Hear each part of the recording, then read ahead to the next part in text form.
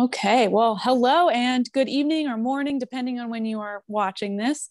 I am Jessica Goodman, League of Women Voters of the Piedmont Triad President, and I am excited to welcome you to our first Learn with the League, which is a translation of what used to be an in-person event called Lunch with the League. So I know a lot of you here right now have probably attended those lunches with the League and missed them, but I'm so glad that you were able to be part of our short socializing before just now. But anyway, some of you may not have been able to attend those lunches with the League or may not be members at all. So let me give you a quick introduction to the League of Women Voters. So we were founded in 1920 by some of the same folks who worked on the 19th Amendment in order to educate new voters and make them feel empowered. We operate at a national, state, and local level, and we are nonpartisan, which means that we do not support or oppose any political party or candidate. However, we are definitely political. We study issues, reach a consensus, and take positions in order to advocate for or against particular policies. You can find all of these policies and positions in a nationally published document called Impact on Issues. It gives information about the background of how the League has come to these policies and really guides us in our decisions as we move forward as a local league. You can find that at lwv.org. In addition to those positions, your local league, LWVPT, also adopts its own principles, policy positions, goals, and strategies, and those are reviewed and approved at our annual membership meeting in May. You can find that at lwvpt.org. A lot of the work that you're going to see LWVPT doing happens through roundtables, one of which is the Fair Elections Roundtable hosting this event right now. But we also have an environment roundtable, health, immigration policy reform, public education, and criminal justice. The work you'll see them doing includes calling, emailing, and writing elected officials, attending meetings of local governing bodies and speaking about issues, marching and demonstrating, attending and speaking at local press conferences, and even lobbying at state legislature. A lot of work. This is one of our events. As you just heard me say, we have converted Lunch with the League into Learn with the League, and you are helping us do that. So thank you again. We hope that you will join us again in January for our second one, which I think is the second Tuesday of the month. But if you're not sure, you can third Tuesday, thank you. Third Tuesday of the month. But if you're not sure, you can always sign up for our email newsletter or follow us on Facebook or Twitter. You can find all of that on lwvpt.org. And so now let me introduce Andy Stern, our co-chair of the Fair Elections Roundtable and our host for this evening. Thank you. Well, thank you, Jessica. And good evening to everybody, and thank you for joining us tonight for our inaugural Learn with the League event. As Jessica said, since 1920, the League of Women Voters has been an activist grassroots organization whose leaders believe that people should play a critical role in democracy. Throughout the years, the League has continued its dual purposes of education and advocacy, engaging in studies on representative government, international relations, natural resources, and social policy. In the League, we tend to focus our efforts first on educating the public and then influencing legislative measures in the US Congress and the state and local legislative bodies. One of our core principles is that the League believes in representative government and in the individual liberties established in the Constitution of the United States. The League believes that democratic government depends on informed and active participation in government. One of our focuses, as identified in the Impact on Issues, a guide to public policy positions, as Jessica described, is on representative government, specifically on the issues of voter representation and electoral systems. The League of Women Voters of the United States promotes an open governmental system that is representative, accountable, and responsive.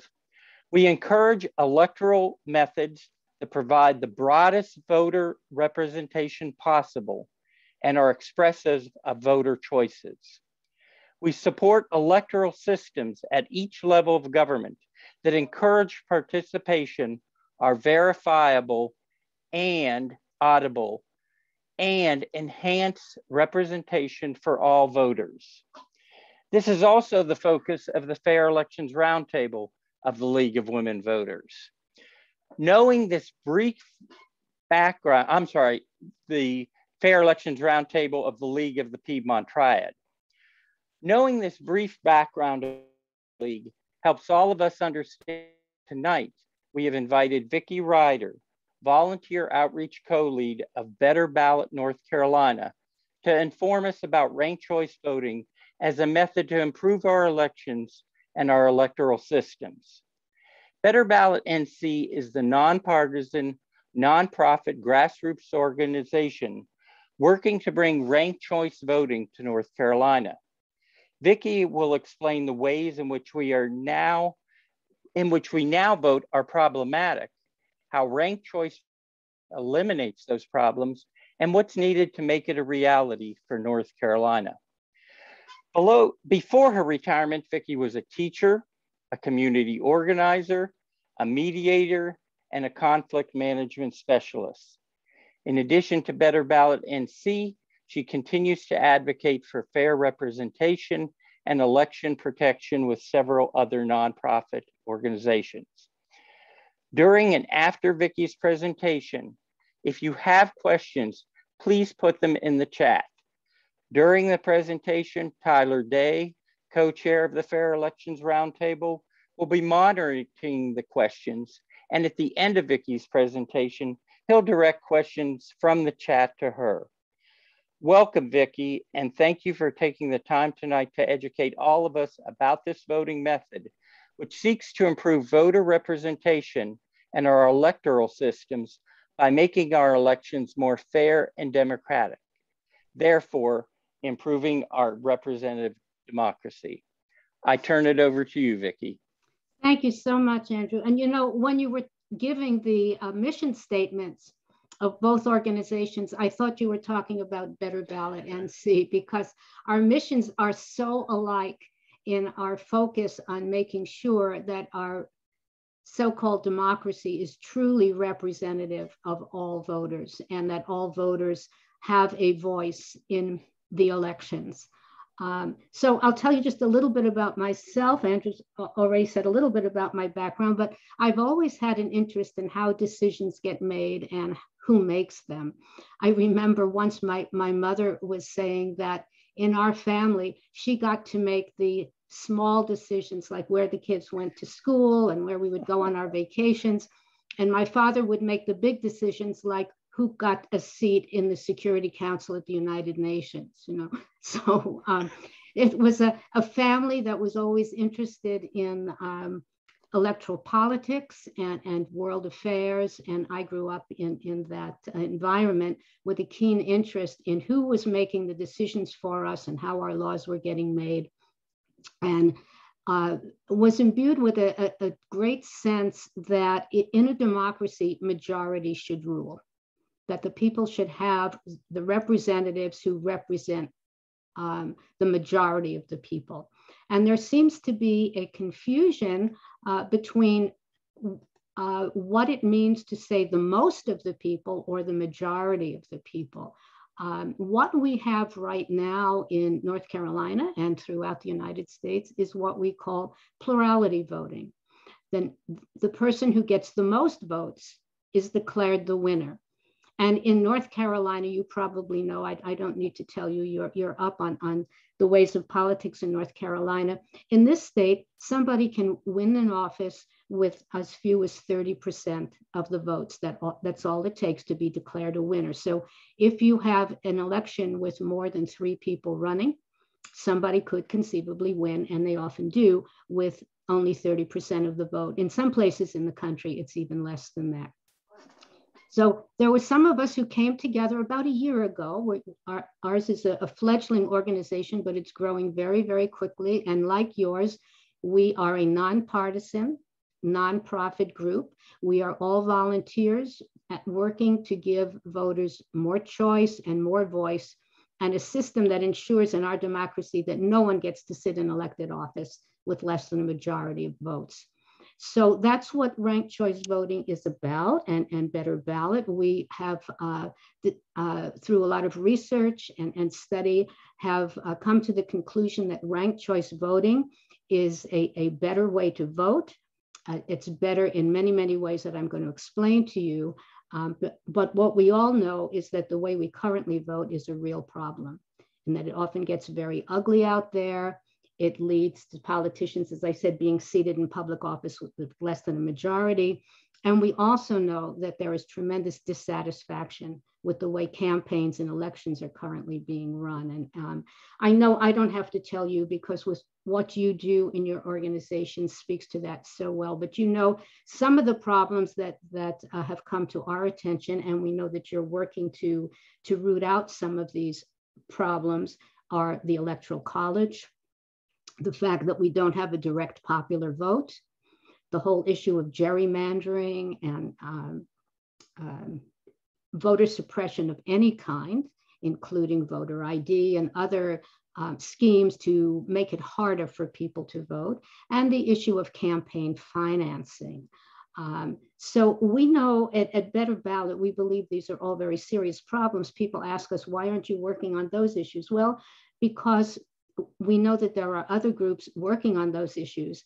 But even if we solved all of those problems and everybody had easy and fair access to the ballot box, there still is the problem of what our ballot looks like and who gets to be on that ballot. There are many people, and I don't have to tell you, we're facing a crisis in terms of the voter turnout, which is historically at its lowest in some areas, and is far less than what we see in other countries.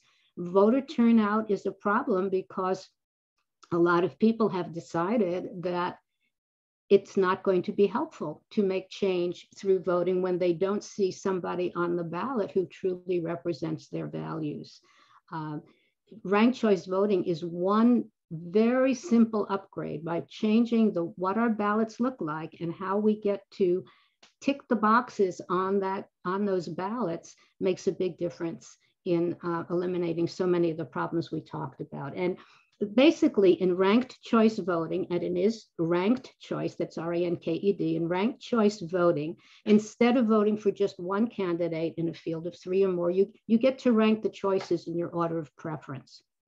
And that's not really a foreign concept to us. I think instinctively we do it all the time. You know, if we go to the store for ice cream and we've got our appetite set on vanilla ice cream, and we get to the store and we find out that they're out of vanilla, we don't get thrown out of the store. We get to have a second choice. Well, maybe we'll take chocolate. And if they don't have chocolate, then we'll maybe settle for butter pecan or something like that. But we're used to thinking about the choices that we make by ranking them in order of preference. When you go to the car lot to buy a car, if they don't have a white one, well, then you might settle for a green one, but you don't walk away with nothing. But the way we vote, if your favorite candidate doesn't win, you have lost your voice in the election. We think that that's a real impediment to fairness. So what I want to do first, I think, is just show you a very brief video of how it actually works. And do I have screen sharing privileges, Andy? Yes. Oh, good. Okay. So let me pull up that video and I will start it. And hopefully politics is tearing us apart. And it's because elections aren't working for most of us. Here's why. In the US, each of us can vote for the candidate we like the most. But whenever more than 2 candidates are running to win one seat, it's possible for voters to hate. I'm going to start it again so that you can see it from the beginning. Let me know if you have, if you're hearing it as well. Politics is tearing us apart. And it's because elections aren't working for most of us. Here's why. In the US, each of us can vote for the candidate we like the most. But whenever more than 2 candidates are running to win one seat, It's possible for most voters to hate whoever wins. Because of this split vote, politicians can ignore the will of most voters and still win. Ranked choice voting gives you the freedom to select a backup choice to prevent that from happening. Let's say a group uses ranked choice voting to decide what to eat for dinner tonight. Each voter selects their favorite dish, but also has the option to choose backup dishes. If one food receives more than half the votes, it wins, just like in any other election. But let's get to dessert, where the competition is more fierce. What if no ice cream flavor has more than 50% of the vote? Under a normal race, vanilla would win, even though a majority of voters didn't pick it. With ranked choice voting, the flavor with the fewest votes is eliminated, and voters who chose that flavor as number one will have their votes count for their next choice. Everyone gets a say, no one wastes their vote, and the winner is the flavor that the largest number of people agreed upon. That's ranked choice voting. It's as easy as 1, 2, 3. You get more voice and more choice, and that makes elections better for all of us. So that, in a nutshell, describes the how of ranked choice voting. Learning about our history with ancestral DNA inspired us to learn more about Okay, let me just find that and turn it off. Discovering things that were a mystery. That's what. Sorry about that. Okay. So coming back. There we are. So that's rather self-explanatory. The logistics are not really all that difficult. When you get into the voting booth, you choose your first choice, but then you have a backup instead of just having and you can vote for just one if you want to. If nobody else you feel is worthy of your vote, you can just vote one. But when you do that, you're giving away the benefit of having the backup. If that person doesn't win, then your second choice will be counted in the next round if there wasn't a majority winner. But with ranked choice voting, nobody gets to be declared the winner until they reach that 50% threshold. So there might be 2 rounds or 3 rounds or even 4 until somebody reaches 50%. And that way we know that they will have a true majority mandate and not be sitting in office with the majority of people not wanting to have had that person to lead them. Ranked choice voting is easy for the voters. It's no harder for the election officials because everything is counted automatically, just the way your votes are now. And so it's quicker. I'm going to give you a whole list of benefits, but in a nutshell, it gives you more voice because your voice stays in the race till the end. It gives you more choice because more candidates will put their names on that ballot, knowing that they don't have to be afraid of being spoilers or being accused of being spoilers. It saves money. I don't know if you know, but in the runoff elections recently in Georgia, those 2 Senate seat races in the runoffs cost $500 million. That was over $400 million that we paid for as taxpayers, that the candidates' supporters paid for, and the municipalities paid for. So there's that. With ranked choice voting, it used to be called actually instant runoff voting because the runoffs happen automatically. It goes to your second choice or your third choice. There's no need for voters to come back. We know that many voters are disenfranchised when there are runoffs because they simply can't afford to come back and take off another day from work to come back to the polls. There's no need for that. The runoffs happen, but they happen instantaneously. And it creates some other benefits that I'm going to run through with you. I hope you're putting questions in the chat. I can't see them right now, but would love to see what they are. So, but you have now a basic idea of how it works. So with the reason that we're saying that it's a better way to vote is that with plurality voting, you end up with non-majority winners, as we've already described. And to me, majority rule is just a fundamental principle of democracy. I learned that in first grade, I think, when we voted for whatever, who was going to be the class leader that day. It also leads to vote splitting. You know, when two examples that I like to give, one is in 1992 with the Clinton, Bush, Perot, and there were, of course, there were other third parties on the ballot as well. But Clinton won with 43% of the vote, Bush 37%, and Perot had 19%. There were a lot of voters who wanted to vote for Perot, but were afraid that if they did, that they would be giving their vote to Clinton. And so they voted for Bush, even though they might have preferred Perot. In a more current example, there were people who really wanted to vote for Bernie, but they thought if I vote for him, that's going to help Trump, so I'm going to have to vote for Biden. One of the things that happens with ranked choice voting is that people can vote sincerely rather than strategically. That is, you can truly vote for the person that you think comes closest to representing your values, knowing that if that person can't win, your vote won't help the person that you want least, because you have that second or third choice. You can have as many choices as you want, and you can stop at any point. You can rank 2 or 3 or all of them. That's up to you.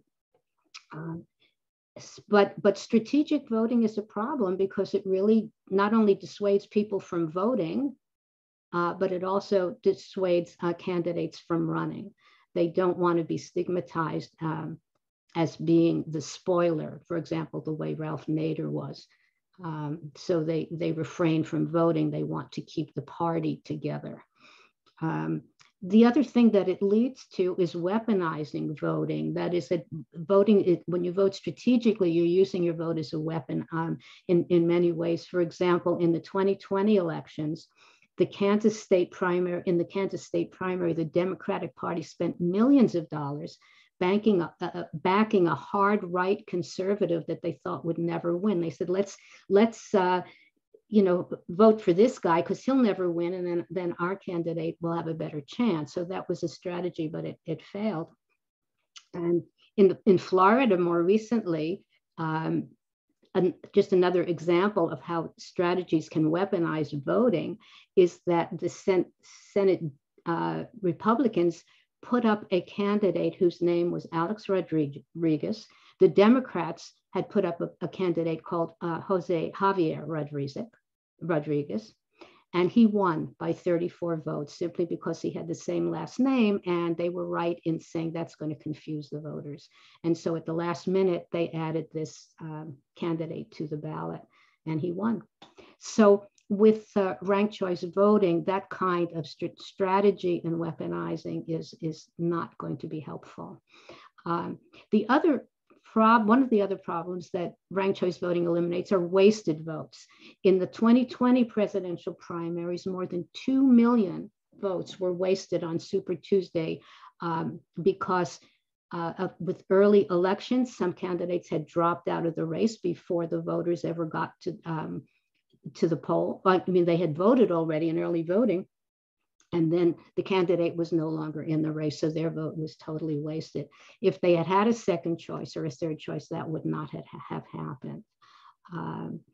And another problem, what we see with plurality voting, is the negative campaigning. And this is really, really something that is a problem that we see in our everyday lives in terms of how it tears apart communities and families with the kind of negativity in the races where the way to win in plurality voting is to tear down the other guy. There's hyperpartisanship and personal mudslinging. And as I said before, it can get really ugly out there.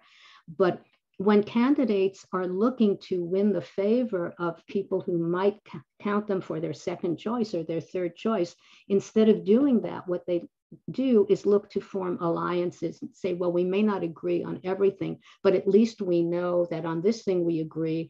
And so we'll appeal to those people rather than trying to knock you out of the race. And sometimes candidates with ranked choice voting in place have even been known to campaign together to form those kinds of alliances. I think you've seen that in New York and other places where they formed a voting bloc. So, and finally, I think that one of the big problems with plurality, of course, is that those runoffs are so expensive and reduce voter turnout. So those are some of the problems. And I would like to flip to the other side and just talk about the benefits of ranked choice voting. For voters, the benefits are more candidates to choose from, more views represented on the ballot, being able to vote sincerely, having their voice stay in the race until the end, and not having to return for runoffs. For candidates and incumbents, the benefits are more positive campaigning. They don't have to be afraid of the spoiler effect. Again, they don't have the expense of runoff elections, and they can take office knowing for sure that they have the majority of the people are behind them and they have a stronger mandate. For the parties, they can build a larger tent. They can reduce the party factions in the primaries. Of course, they will come out with the strongest candidate, the one that has been proven through the primary ranked choice voting method, if it's ever allowed in this state, to really run their strongest candidate instead of trying to second guess and running moderate or compromise candidates because they think they'll have the strongest appeal, and in fact, they turn many voters away. So it motivates voter turnout too. For the communities, in addition to eliminating the cost of runoffs, the benefits are that there's less rancor. There's no stigma of being a spoiler within families and communities. I don't know if any of you have experienced it, if you've ever voted for a third-party candidate or know somebody who did, that they were blamed for losing the election and electing the person that they really didn't want because they dared to vote sincerely. And finally, and I think for democracy, the benefit is that everybody's voice gets heard, every vote counts. It increases voter participation. There was just a recent study, which I can pull up if you're interested in seeing it, but that the voter participation where there is ranked choice voting is increased by at least 10%. You have better informed voters because it's important that they know something about these second and third choices that they're going to be voting for, and better engaged citizens. So the benefits are there on so many levels, and people say, well, gee, I've just never heard of it, or I think it sounds too complicated, I don't understand it, but it's really not a new idea. As I pointed out, we use it all the time in our everyday lives, but many countries have been using ranked choice voting for more than 100 years, and more states now are using it for their party primaries, for local elections, congressional and for presidential races, as they did in Maine last year. And so it is really spreading rather more quickly than we ever imagined, but not yet here in North Carolina. And the reason for that, as you've already heard, is that in North Carolina, there was a law passed about 10 years ago that made ranked choice voting a taboo and not permitted across the state of North Carolina. The legislature put that in motion after an experiment with ranked choice voting was done in Cary. And in Cary, the voters loved it. The election officials, though, had trouble with the counting because their machines weren't yet prepped properly to handle the ranked choice voting. And so they ended up having to hand count the votes. It took them a long time. They hated it. They went to the legislature and said, don't ever do that again. And so they passed this across the board prohibition on ranked choice voting in North Carolina. So even if a town like Cary wanted to do it again, the legislature prohibits them from doing that. What we're working on here in Better Ballot, and what Andy was mentioning to you, is that strategically we are working right now with some of the legislators to come up with the best approach to see if we can reverse that in the legislature, either with a local option bill, which would probably be our first choice. And that would say that they would give permission for the municipalities to use it if they chose to. Or it could be with a local bill, which is a different, it sounds alike, but the local option and local bills are a little different. With local bills, the legislators would give permission to particular municipalities to use it, but the others would not have the option. We think that the local option is the better choice right now, but we need to know, and what we're working on is whether the legislators agree with us that that would be the way to begin. So we have not quite made up our mind in terms of how we're going to approach the legislature, but we do know that we need to work with them and through them in order for it to ever be an option in North Carolina. So the only other thing that I'm going to say in my prepared remarks is that we hope that we're so excited, we're really excited to be working with the League of Women Voters, because we know that your goals and ours are so much alike in terms of working for a really strong democracy with majority rule, and where all votes count and all voters are able to have more voice. We're really after the same thing. So we're hoping that you, either as individuals, if you want to go to our website and become involved with ranked choice voting and help out with Better Ballot, that would be wonderful. But also as an organization, we're hoping that we can form a partnership, not that we're trying to ask you to do our work. We know you've got plenty of work and you do it so well on your own, but that you align yourselves with those organizations that are saying, we think ranked choice voting would be a good thing for North Carolina. So with that, I think I'm going to just stop speaking and let you ask questions, which I welcome. And so that's it for me for now. Thanks, Vicki. There are some questions in the chat, quite a few actually.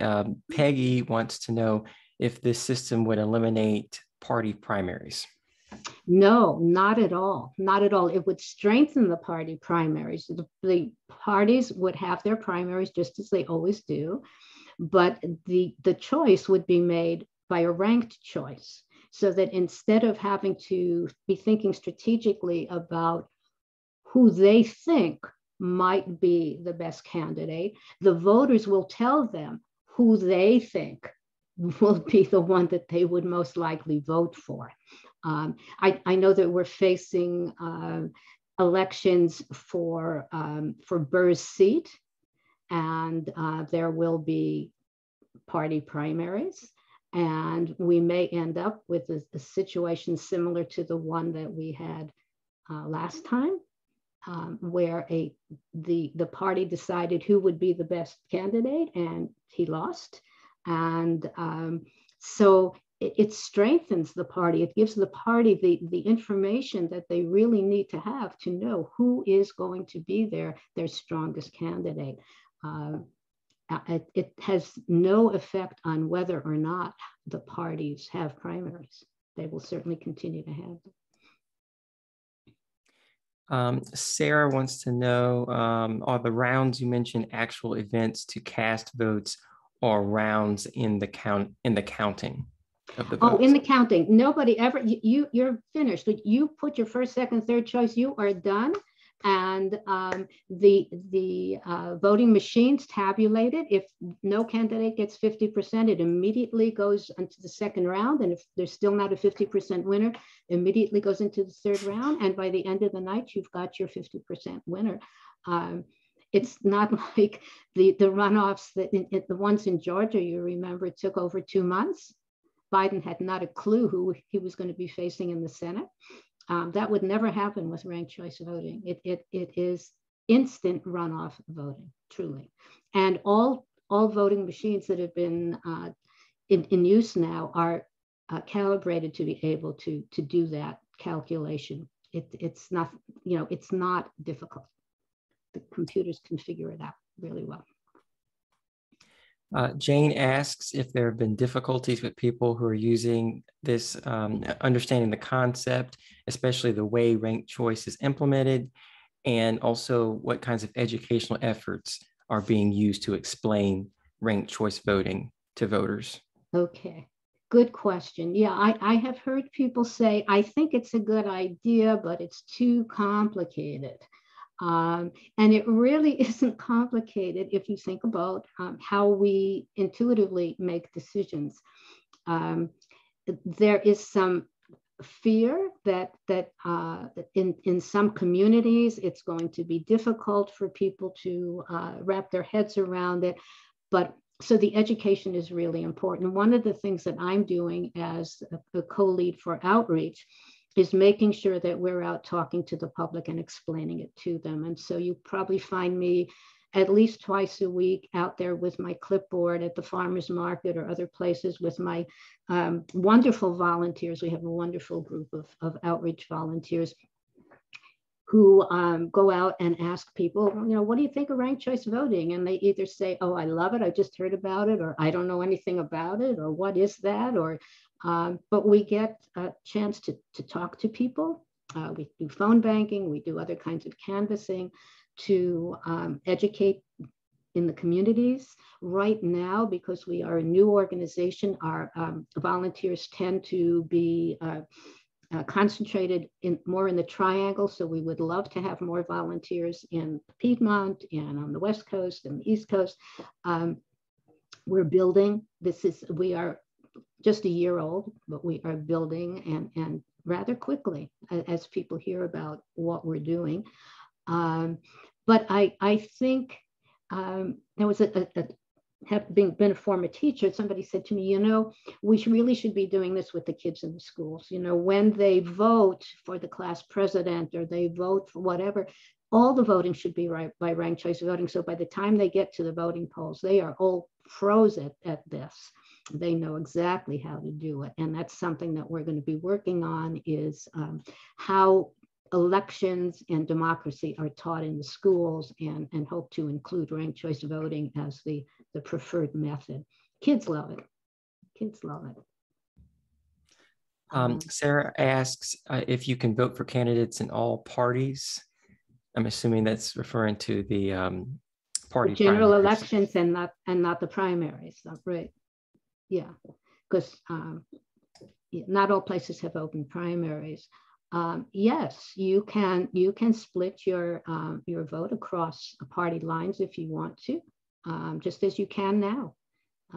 It really makes you think less about party and more about issues, which is another thing that I like about ranked choice voting, is that instead of being so polarized and partisan, it really is about the issues, and the campaigns become more about issues than about parties. If I'm not, by the way, Tyler, if I'm not answering fully the question that was put, then I'm willing to go back for a second shot at it. Okay, I'll just check with Sarah. Was that what you were asking? Yes, it was. But something that I haven't put in there is I don't quite understand how candidates from the primaries then go into the general election. It's not just two candidates that go into the general election. No, no. There is no prohibition from as many candidates as qualify to be on a ballot from many parties. If you have the requisite number of signatures to have your name on the ballot, then you can be on the ballot. And if you represent just a small faction of the voters, you probably will not prevail in the election, but those voters won't have their votes wasted. Their votes would then go to their second or third choices. right now, many people are just afraid to vote for somebody that they really want because they don't think they have a chance of winning. But if you know that you've got the backup, you're much more likely to do that. So yeah, Jane, I'm just looking at the chat. I think that answers your question. Jane asked if it would encourage more third-party votes, and yes, it could. It could. Marinelle asks, what are the reasons those are against ranked choice voting for not wanting it? I have to tell you that in the year that I have been working on focusing on this, I have yet to hear a good reason against it. All I keep hearing is that it sounds complicated.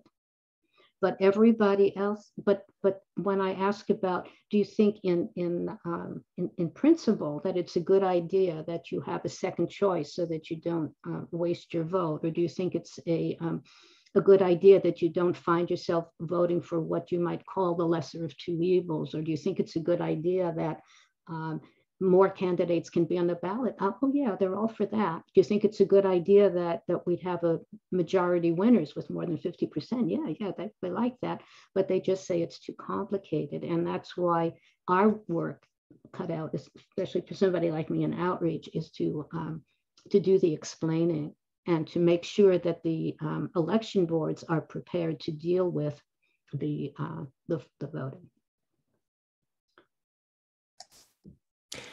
Sandra says that New York tried this in their most recent election, but she said it didn't go very smoothly, and wanted to know what are the reasons why New York had issues with how they implemented it.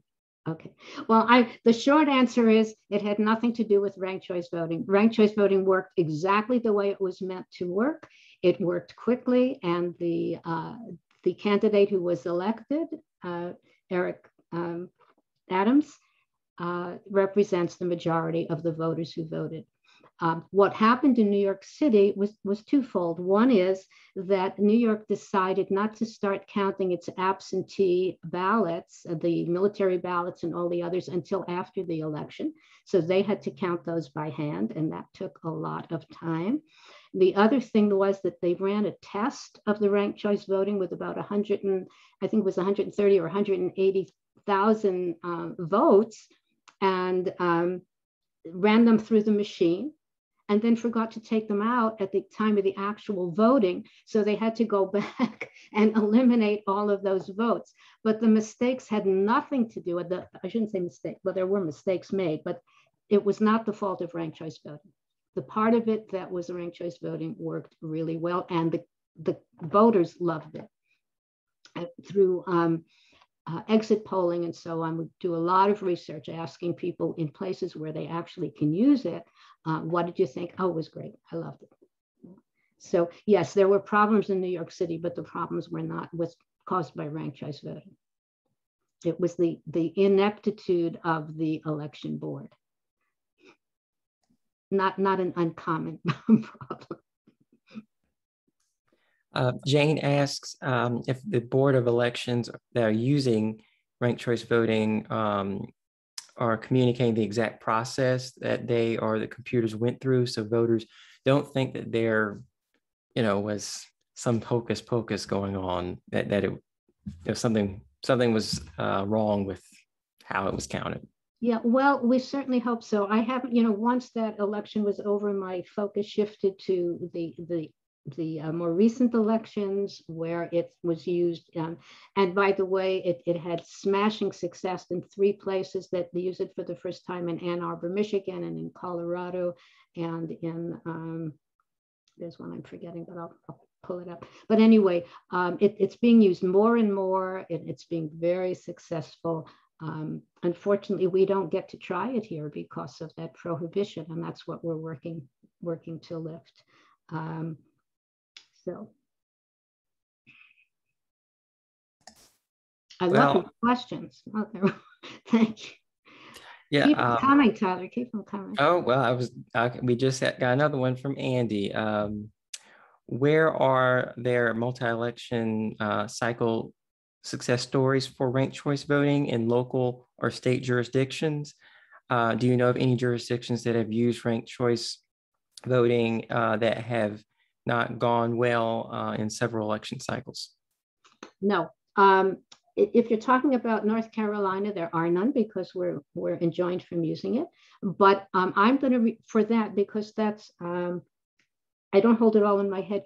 If you go to the Better Ballot website, which is simply betterballotnc.org, betterballotnc.org, we have maps showing where it's being used throughout the country, what the results were.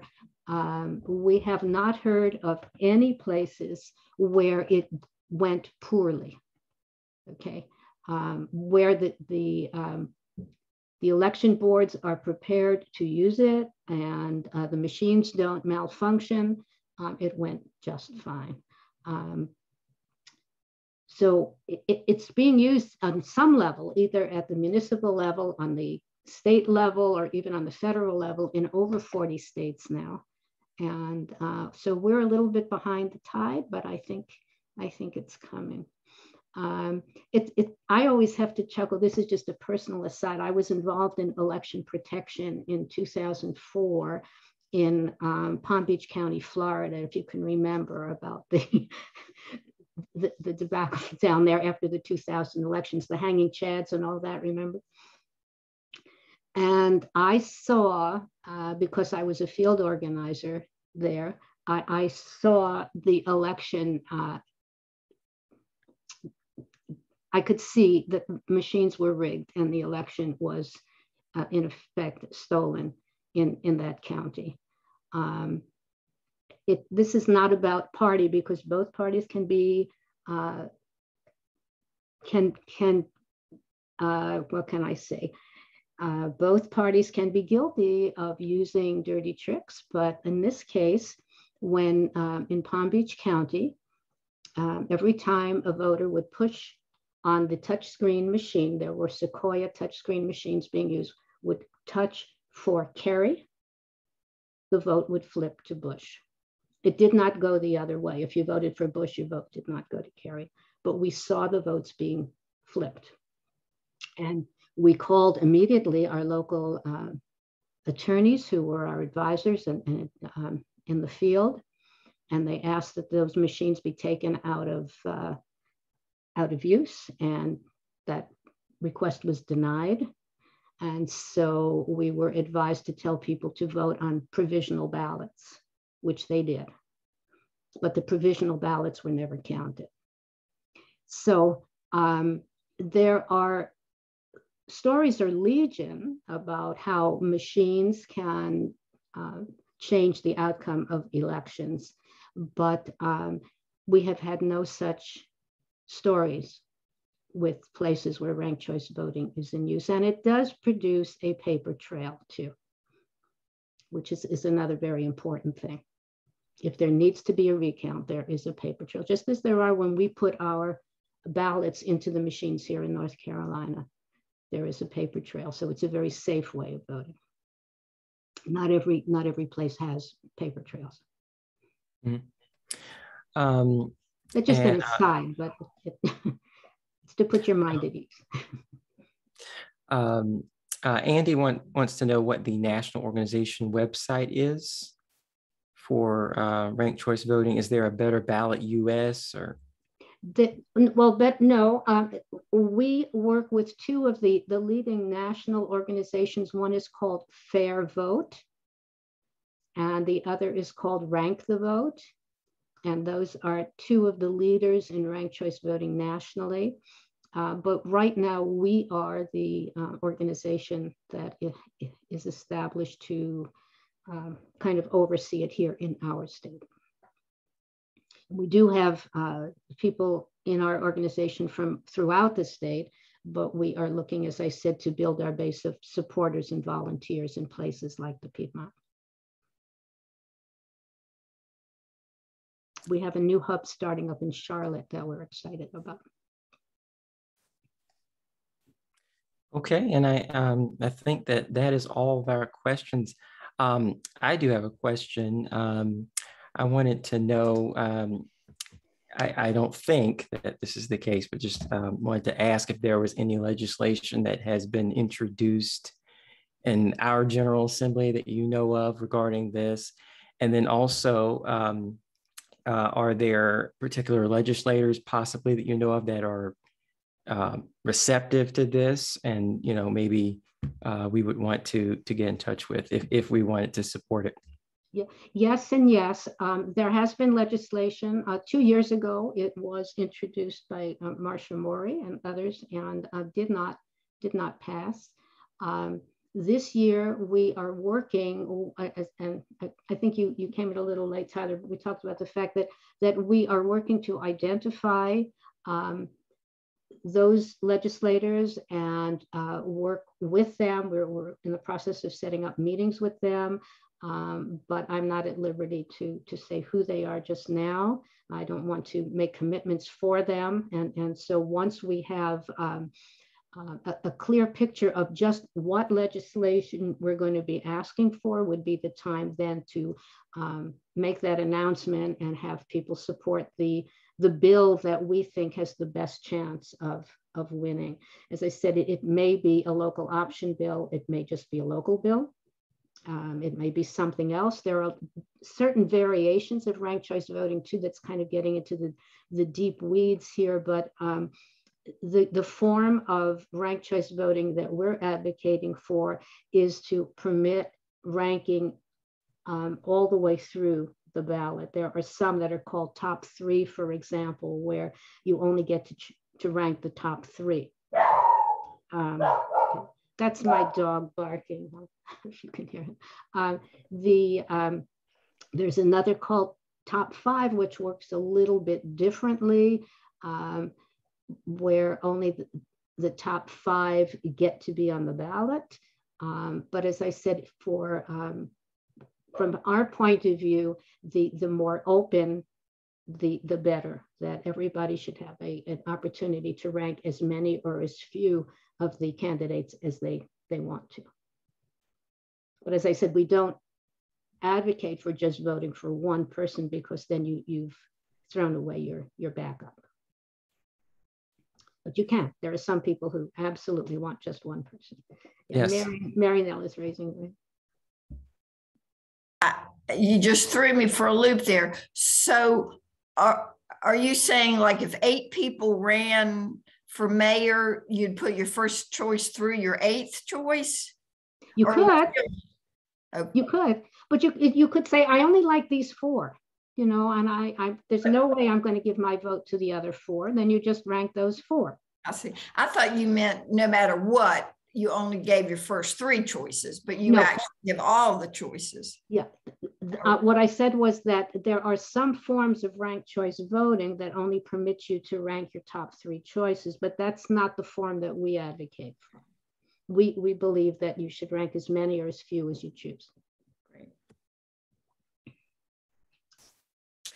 All right. Well, I think that's all the questions. So I will hand it back over to Andy. Well, thank you, Tyler, for those questions. And thank you, Vicki, for the informative presentation and for your time this evening. In our presentations in LWVPT, we always like to end with a call to action based on the presentation.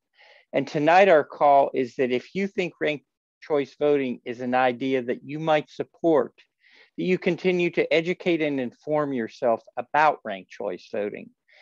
Please start by going to betterballotnc.org. That's one word, Better Ballot NC, and study their website to find out more about ranked choice voting and how you could support their efforts. Also, search out other sources for more information about ranked choice voting. As Vicki indicated, it has been and it is being used in many jurisdictions currently, and you can read about their experiences.